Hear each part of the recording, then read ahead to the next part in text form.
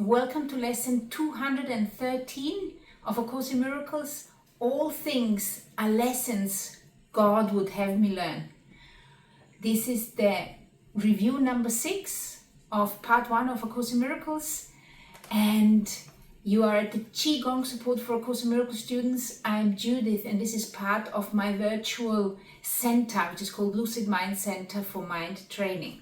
How this is going to work is first we're going to read and contemplate the lesson together, and afterwards I'm going to guide you to Qigong classes which I have specially recorded for this review number 6. You've got a standing and a seated class you can choose from, or you can pick any other Qigong class which I have recorded specially for A Course in Miracles students. And afterwards you can tell me if this was something for you, if you liked it. You can subscribe to my channel so more Course in Miracles students can find me, and also tell me where you're watching from and how long you've been with A Course in Miracles. Let's begin. Lesson 213. I am not a body, I am free, for I am still as God created me. I mean, every day we've been doing this now for 13 days, and was also lesson 199.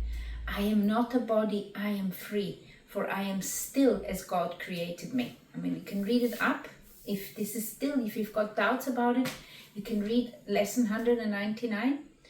But I find it very, very fascinating. And it's the very first time of any of the religions which I have been diving deep into, if you will. It's the very first philosophy where there is no body assigned apart from this one which we have, and where we say, I am not a body, I am free. That means there is no other body, because in many other religious traditions and in other spiritual philosophies, if you will, there is always a talk of giving up this body and then going into another one. And the Course in Miracles was the very first one which was speaking of, I am not a body, I am free. I'm not a body at all, and I'm not going to go into a different body after I give up this one. And for me, this was such a aha moment, and it was like a remembrance, a deep remembrance within you. It's like, yes, thank you so much. Is there somebody out there who going to confirm something which I have seemed to know always, that I am not a body. You're not a body. None of us is any bodies. We just are. There is no body necessary to experience yourself, you see. And I am not a body. I am free, for I am still as God created me. And I just want to give you one little hint there.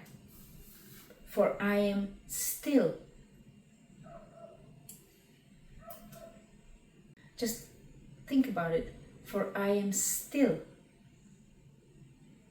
I am still as in no movement. For I am still as God created me. So body means movement, and stillness means that you are as God created you. For I am still as God created me. It should be interesting to actually see how the other translators have translated this. And that's why I insisted, even though English is not my first language, it's actually my third language.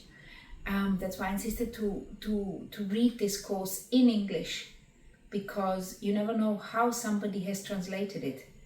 And you want to get the full meaning in the language which it has been conceived.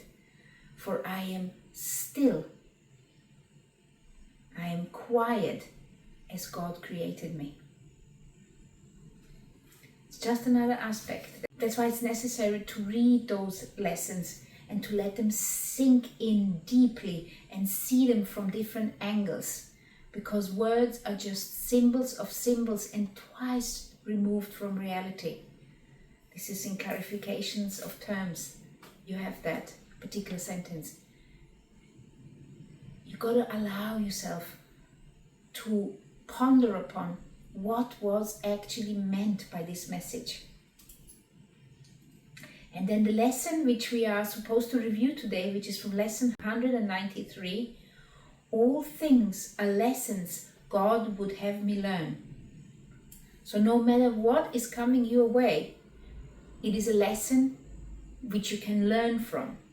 And also further along in the teacher's manual, which we are being told, the only value you should assign to anything is, did anybody learn anything from it? If somebody learned from it, then it's valuable. If nobody learned nothing from it, then just brush it off the table, get rid of it. Brush it off the altar. Make space for something else. That is the only value we can assign to it. And when you're looking at this to figure out, well, who has actually learned something from it, then you suddenly get a different angle at it. And sometimes some people, some entities, some incarnations or whatever, some human experiences, they need a lot of people for them to come to their learning. They need thousands of followers before they switch, this particular entity switches over and understands that it also is the light of the world in its humbleness. A lesson is a miracle which God offers to me in place of thoughts I made that hurt me. What I learn of Him becomes the way I am set free, and so I choose to learn His lessons and forget my own lessons. So a lesson is a miracle which God offers to me. And when we remember what is a miracle is an expression of love. I have said this long time ago. I've seen that saying, which I really liked it. It says, when God sends you a present, He wraps it into a problem. As in, the wrapping paper is a problem. So when you unpack the problem, when you unpack the present, when you remove the problem, there you have the gift is inside the problem. So sometimes you just need to remove the problem and then look into it. And I'm actually, for example, having a problem right now.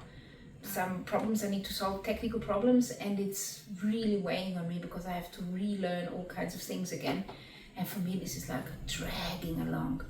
But obviously, the present is within there, because all things which are coming up in my life are lessons God would have me learn. A lesson is a miracle which God offers to me in place of thoughts I made that hurt me. And this is the thoughts I'm having. I don't want to do this. I don't want to do this thing. I'm like resisting it. And the more I'm resisting, the more it's painful because I got to do it. I got to deliver. I've got a deadline. What I learn of Him becomes the way I am set free. And so I choose to learn His lessons and forget my own. And this is also another thing which is just came to me while I'm reading this, which I feel that I need to tell you. Not everybody can be a spiritual leader. There's enough. There's also there's a certain number of pizzerias that can be in a town, or Chinese restaurants, or what have you, burger shops. There's only a certain number of them which is needed.